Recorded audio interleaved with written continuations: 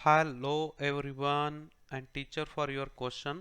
In catalytic reaction involving the formation of ammonia by Haber process, N2 gas plus 3H2 gas, it gives 2NH3 gas.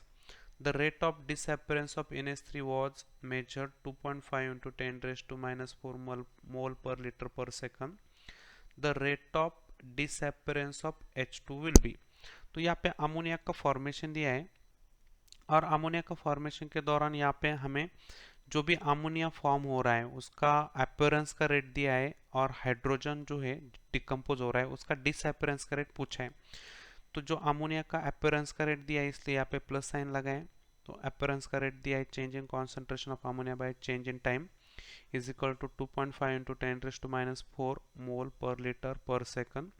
और यहाँ पे disappearance का पूछा है इसलिए यहाँ पे माइनस साइन लगाए change in concentration of H2 by change in time और ये हमारे लिए निकालना है। तो यहाँ पे हम रिएक्शन लिखेंगे कि 1 mole of H2 sorry 1 mole of N2 plus 3 mole of H2 it gives यहाँ पे 2 मोल ऑफ अमोनिया फॉर्मेशन होगा।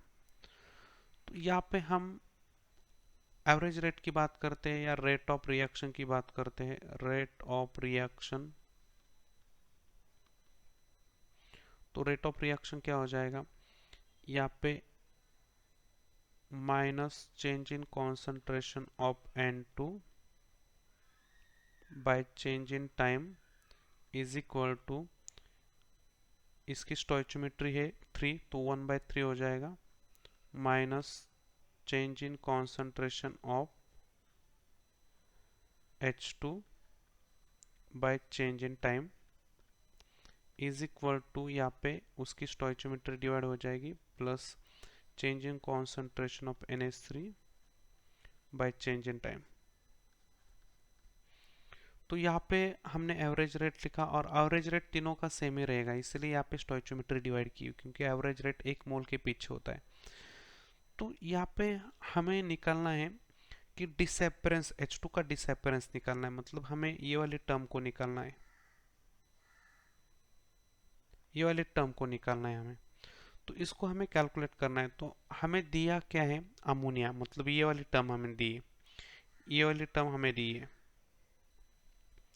ये वाली टर्म हमें गिवन दी है और ये वाली टर्म निकालना है। तो ये दोनों को हम एक साथ लिखते हैं एवरेज रेट के अंदर या रेट ऑफ रिएक्शन के अंदर। तो यहाँ पे हम इन दोनों को लिखते हैं 1/3 minus change in concentration of H2 by change in time is equal to 1/2 plus change in concentration of NH3 by change in time। तो यहाँ पे हमें जो NH3 का दिया है तो इतनी टर्म हमें दे के रखी है।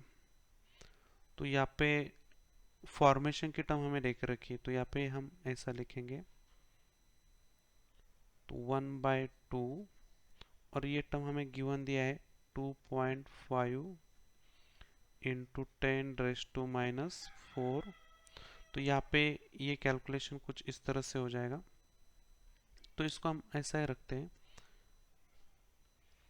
हाँ, तो यहाँ पे ये कैलकुलेट करेंगे तो हमें यहाँ पे पता चलेगा 1/3 change in concentration of H2 by change in time. तो यहाँ पे हम स्टेप 2 लिखेंगे, स्टेप 2। तो यहाँ पे हमें कुछ इस तरह से मिलेगा और ये कैलकुलेशन करेंगे तो 1.25 इंटू 10⁻⁻⁴ इतना उसका मोल पर लीटर पर सेकंड।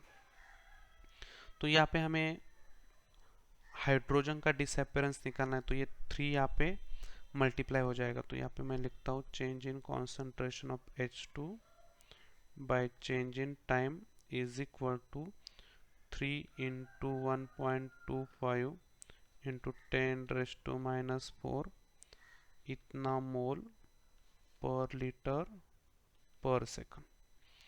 तो ये हमारा फाइनल यहाँ पे कैलकुलेशन करेंगे तो यहाँ पे कुछ इस तरह से आएगा ये फाइनल कैलकुलेशन आएगा 3.75 इंटू 10⁻⁴ इतना मोल पर लीटर पर सेकंड। तो यहाँ पे minus change in concentration of H2 by change in time. तो यहाँ पे हम फाइनल कंक्लूजन लिखते हैं कि rate of disappearance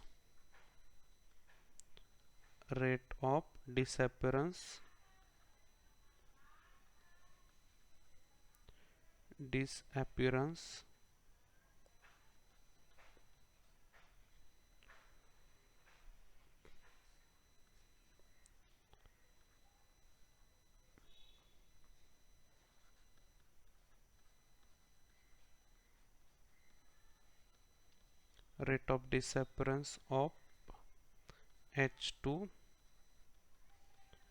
will be, और यहाँ पे है ये, यहाँ पे लिखते हैं